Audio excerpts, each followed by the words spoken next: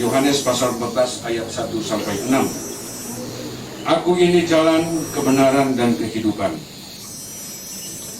Pada waktu itu, Yesus berkata kepada murid-muridnya, kalian jangan cemas, percayalah kepada Allah dan kepadaku juga. Di rumah Bapakku ada banyak tempat.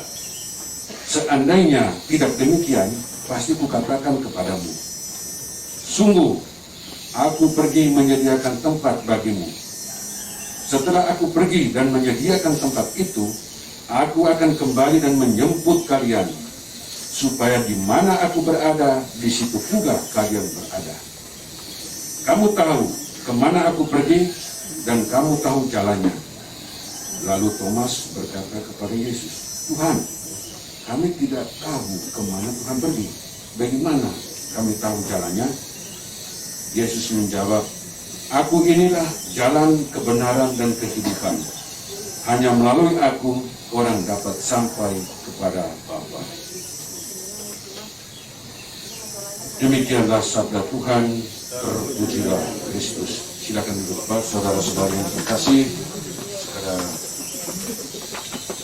memetik sedikit inti dari renungan firman yang kita dengar pada pagi hari ini terkait dengan berpulangnya Ibu yang terkasih, Ibu Mercy Malikere. Sudah sejak beberapa hari Ibu dipanggil Tuhan, dan kebetulan saya sudah berada di Kairadi ini mulai tahun 2004. Jadi saya tidak pindah-pindah, senang sudah tinggal di Manado. Dan saya mengenal sangat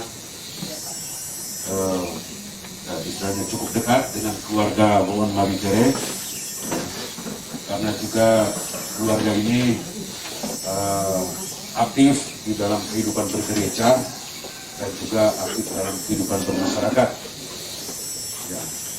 Dan saya yakin banyak juga teman-teman yang tahu bagaimana mereka berinteraksi di dalam kehidupan sosial maupun dalam kehidupan bergereja. Tetapi dari sekian banyak yang saya amati, begitu kemarin dapat informasi bahwa almarhumah ya, kembali ke pangkuan Bapa di surga, saya teringat satu, yakni ada satu nilai yang saya langsung tuning di hati saya adalah kesabaran dari almarhumah. Saya lihat sendiri bahwa beliau ya, dengan tekun mendampingi keluarga Wawan Malikere, apalagi di dalam keluarga ada seorang putra yang punya kebutuhan khusus.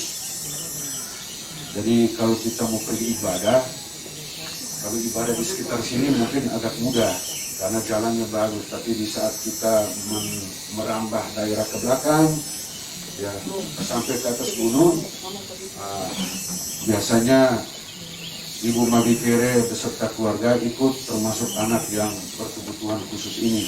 Ya.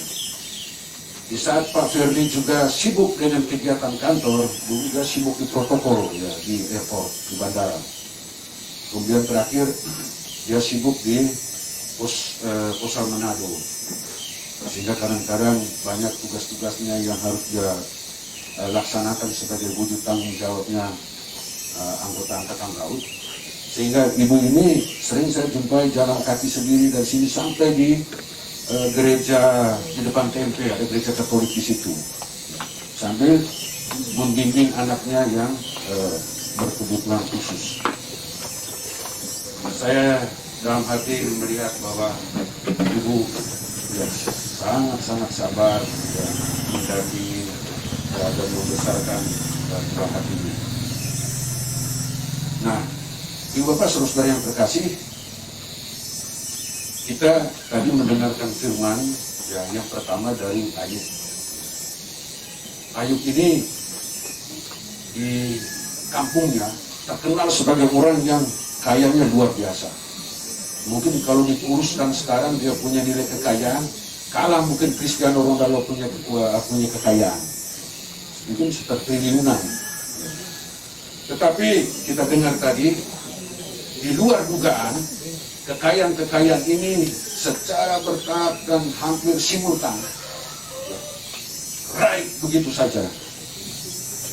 Yang satu baru lapor, oh ini begini, belum selesai dia bicara, datang lagi yang satu, oh Tuan, yang ini habis lagi. Dan yang terakhir DP anak sendiri. Sementara lagi menikmati kehidupan, tiba-tiba angin puting beliung menerjang rumah di mana tempat mereka tinggal. Akhirnya bablas semuanya. Dan pada saat itu, Ayub serentak mencopot pakaiannya, lalu mencukur rambutnya, dan dia berlutut, dan dia langsung menyampaikan suatu pernyataan yang sangat hakiki. Dan itu Ibu Pastor sendiri kita lihat adalah bukti betapa kuatnya iman Ayub menghadapi kenyataan. Pada saat ini keluarga juga menghadapi suatu situasi yang duka. Beberapa hari yang lalu saya cerita dengan Ferdi juga tadi, ya sempat tercetus, aduh, seperti anak yang pertama ini biasanya nempel dengan ibunya. Begitu ibunya sudah tidak ada, ya ini yang menjadi pergulatan. Saya tadi tidak sempat melanjutkan percakapan, tetapi saya dalam hati saya yakin karena ini adalah bagian dari rancangan Tuhan, maka untuk ke depan keluarga ini saya yakin tidak lepas dari lingkup dan campur tangan maupun intervensi Tuhan. Di dalam situasi bagaimanapun, tentu kita selalu mengandalkan Tuhan. Maka pada pagi hari ini dalam suasana cinta, kita semua terpanggil untuk hadir di sini.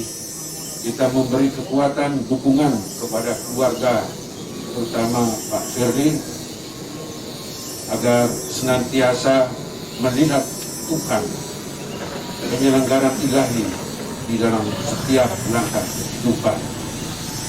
Kita tentu mendukung Pak Ferdi sekeluarga untuk senantiasa mengambil prinsip iman Ayub yang senantiasa pasrah kepada Tuhan. Dan di dalam cerita kisah Ayub yang tadi mungkin kita tidak sampai membaca, pada saatnya Ayub akhirnya mendapat balasan dari Tuhan beribu-ribu kali lipat dari apa yang dia sudah peroleh. Karena pada saat awal Ayub boleh diambil segala-galanya, tetapi hanya ada satu yang tidak diambil dari Ayub, dan itu yang Ayub pertahankan dan kedepankan, yaitu sikap imannya. Dengan imannya dia diselamatkan, dengan imannya dia disejahterakan, dan imannya itu tentu terwujud dalam tadi firman yang dibaca di kitab Injil tadi. Tuhan Yesus berkata, "Akulah jalan, kebenaran dan hidup." Sehingga untuk kita semua yang telah dibaptis di dalam kekuasaan Tuhan Allah Bapa, Putra dan Roh Kudus, kita yakin bahwa kita semua yang beriman kepadanya, kita akan memperoleh keselamatan. Kita akan masuk melalui jalan yakni Tuhan Yesus itu sendiri. Tentu di dalam kehidupan setiap hari, ya, almarhumah tidak lepas dari segala kekurangan. Pun kita semua yang hadir di sini, kita sudah beriman, tetapi kadang-kadang kita goyang. Iman kita menyerahkan hidup kepada Tuhan, tetapi kadang-kadang memang ya kita terjerembab di dalam iman-iman yang lain yang oleh dalam firman dikatakan mamon. Tetapi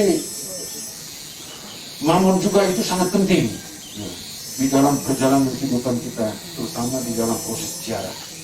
Tetapi itu tidak menjadi pegangan. Itu hanya dipakai di dalam proses ziarah ini. Tetapi di saat kita mengakhiri kehidupan, kita hanya membawa iman kita. Itulah yang menyelamatkan. Semoga demikian. Tuhan Yesus setia, Dia sahabat kita dalam segala susahku, selalu menghiburku. Dia mengerti bahasa tetesan air mata, walau badai mengamuk dan gelombang menerjang, Tuhan Yesus setia. Mereka boleh menghadapi peristiwa ini dengan lapang dada, dan pandangan mereka senantiasa terarah kepada sebagai sumber keselamatan. Bapa di surga, untuk Bapak Verly,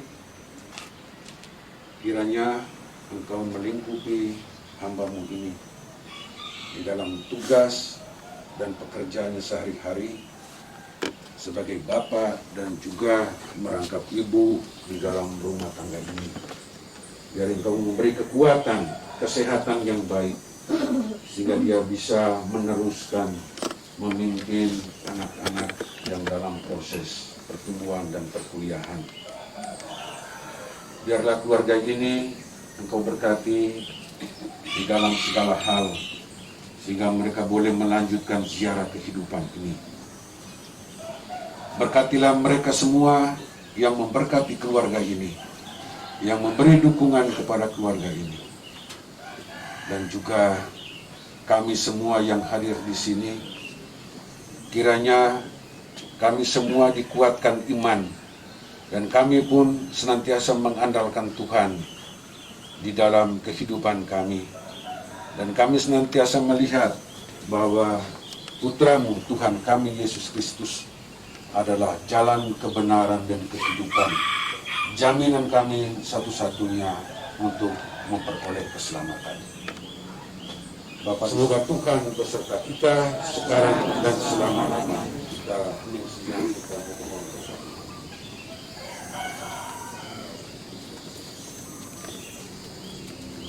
Tuhan Allah Bapa, Putra dan Roh Kudus senantiasa membimbing dan memberkati kita mulai hari ini dan seterusnya sampai selama-lamanya. Demi nama Bapa dan Putra dan Roh Kudus. Amin. Mari kita menutup rangkaian ibadah kosri kita. Tak usah ku takut, Allah menjagaku. Tak usah ku bimbang, Yesus di hadapanku. Tak usah ku susah, Roh Kudus hidupku.